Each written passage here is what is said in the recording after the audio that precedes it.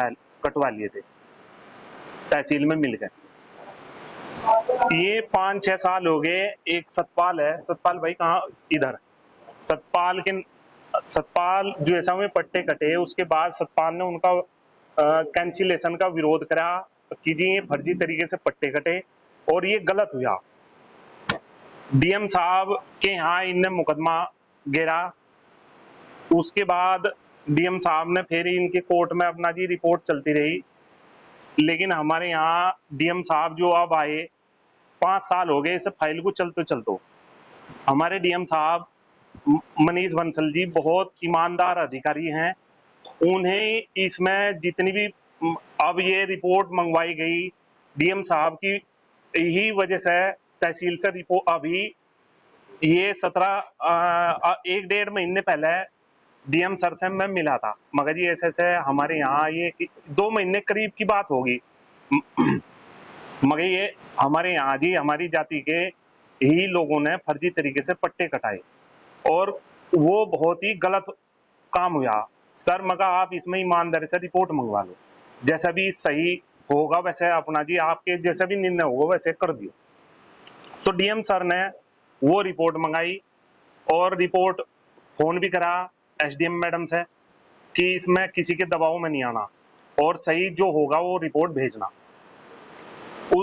अभी ये जो 17 तारीख में हमारे नायब तहसीलदार साहब हैं, बड़े ईमानदार अधिकारी हैं, उन पे ये जो इन्हें फर्जी पट्टे कटा रखे थे, ये उनके पास पैसे भी लेकर गए 5 लाख रुपए, मुझे पता है इस बात का।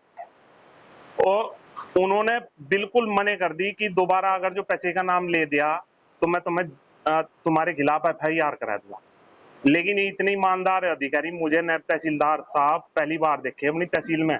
5 लाख रुपए में बहुत बड़ी रकम बैठा है, लेकिन उन्होंने बिल्कुल मने कर दी कि मैं पैसा इसमें एक नहीं लेने का, ये तुम्हें बहुत गलत काम कर रखा है, ये तुम्हें फर्जी तरीके से पट्टे काट रखे और ये मेरे पास दोबारा आना चाहिए, जो मुझे सही लगेगा वो मैं रिपोर्ट लगा कर भेजूंगा।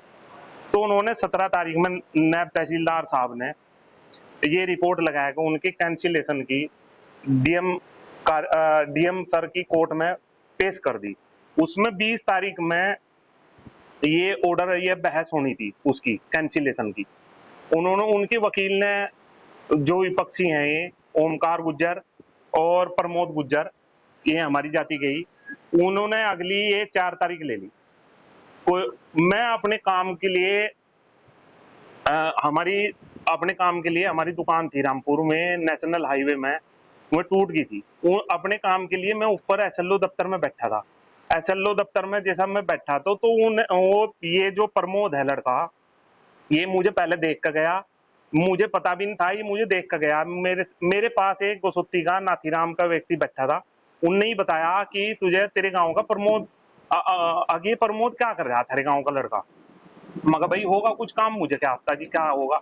तो SLO दफ्तर में जो जिन्ना है ऊपर चढ़ने का, वो एक भाई घूमदार है और बंद है सारा। तो वहां वे पहले ही मुझे जैसा देख के गए, वो बैठे थे 2 प्रमोद और ये ओमकार।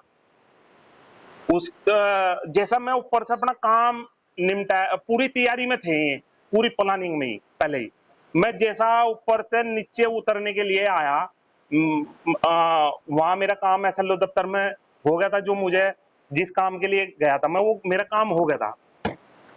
उसके बाद जैसा मैं ऊपर से नीचे उतरने के लिए ओमकार गुज्जर ने मेरे यहाँ से कॉलर पकड़ के यहाँ से देसी गट्टा, जिसे देसी गट्टा बोल रहे हैं, यहाँ लगाया।